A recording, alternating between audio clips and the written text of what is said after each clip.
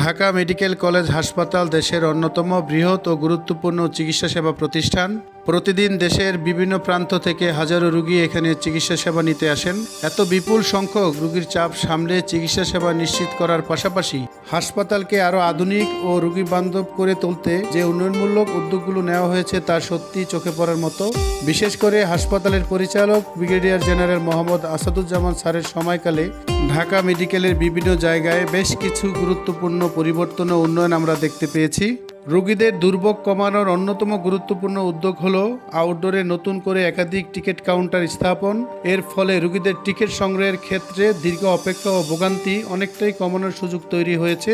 শুধু টিকিট কাউন্টারই নয়, রোগী ও স্বজনদের কথাই বিবেচনা করে কাউন্টারের সামনে তৈরি করা হয়েছে নতুন শেড। রোদ বৃষ্টি থেকে রোগী ও তার স্বজনদের কিছুটা স্বস্তি দেওয়ার এই উদ্যোগটিও নিঃসন্দেহে প্রশংসনীয়। এছাড়াও চালু হয়েছে নতুন আল্ট্রাসোনো কমপ্লেক্স। উন্নত পরিবেশ সুব্যবস্থাপনার মাধ্যমে রোগীদের প্রয়োজনীয় পরীক্ষা নিরীক্ষার সুযোগ আরও সহজ করা হয়েছে। এখানে রোগীদের ভোগান্তি কমাতে নমুনা সংগ্রহ ও রিপোর্ট ডেলিভারি কাউন্টারেও আনা হয়েছে পরিবর্তন। একই জায়গায় অতিরিক্ত ভিড় ও দীর্ঘ অপেক্ষার চাপ কমিয়ে সেবাকে আরও সুশৃঙ্খল করার উদ্যোগ নেওয়া হয়েছে। ঢাকা মেডিকেলের সবচেয়ে গুরুত্বপূর্ণ অংশগুলোর একটি হচ্ছে ইমার্জেন্সি ব্লক। বিপুল সংখ্যক জরুরি রোগীদের কথা বিবেচনা নিয়ে ইমার্জেন্সির ব্লককে বিভিন্ন অংশে বড় স্পেস তৈরি করে সংস্কারের উদ্যোগ নেওয়া হয়েছে। জরুরি মুহূর্তে রোগী ও তার স্বজনদের জন্য আরও কার্যকর পরিবেশ তৈরির এই প্রচেষ্টা নিঃসন্দেহে গুরুত্বপূর্ণ। এছাড়াও ক্যান্সার চিকিৎসার জন্য তৈরি করা হয়েছে ক্যান্সার ডে কেয়ার সেন্টার। বন মেরু ট্রান্সপ্লান্টের মতো গুরুত্বপূর্ণ চিকিৎসা সেবা সম্প্রসারণের উদ্যোগও নেওয়া হয়েছে এখানে।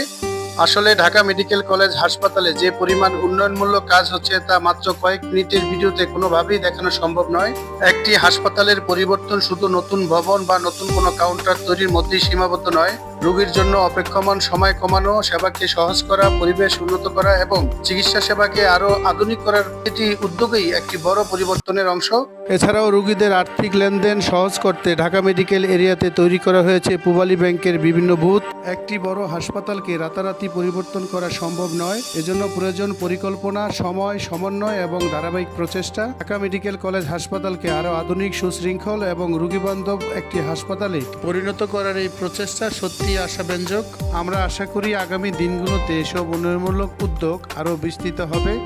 ঢাকা মেডিকেলে চিকিৎসা নিতে আসা রোগী ও তাদের স্বজনদের দুর্ভোগ আরও কমবে। ঢাকা মেডিকেল শুধু একটি হাসপাতাল নয়, এটি কোটি মানুষের ভরসার জায়গা। আর সেই ভরসার জায়গাটিকে আরও সুন্দর, আধুনিক ও রোগীবান্ধব করে তুলতে যে উদ্যোগগুলো নেওয়া হচ্ছে তার জন্য সংশ্লিষ্ট কর্তৃপক্ষকে আন্তরিক ধন্যবাদ।